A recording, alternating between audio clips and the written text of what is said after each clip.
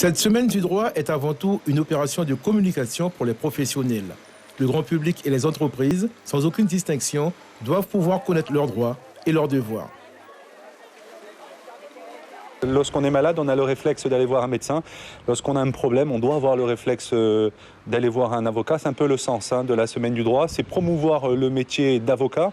Alors pourquoi cette initiative ? Parce qu'on s'aperçoit que sur Internet notamment, il y a de plus en plus de sites juridiques qui offrent des services. Mais derrière ces sites-là, il n'y a pas forcément des avocats, donc c'est très très dangereux. Et le Conseil national des barreaux a créé un site internet unique qui s'appelle avocat.fr et qui permet aux justiciables d'aller à la rencontre des avocats.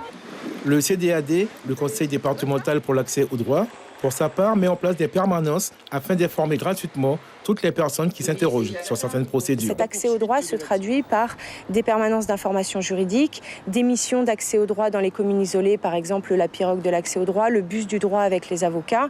Et ce sont des permanences d'information juridique où toute personne, peu importe son âge, peu importe sa nationalité, peu importe sa situation administrative, peut gratuitement obtenir d'un juriste ou d'un avocat les informations dont il a besoin. Ce vendredi 24 mai, ce sera la journée nationale de l'accès au droit, décrétée l'année dernière. À cette occasion, un grand forum aura lieu à l'Université de Guyane, ouvert à tous.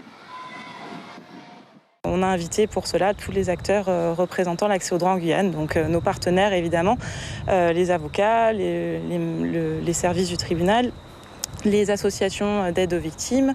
Nous avons convié également la CIMAD, il y aura effectivement le CDAD.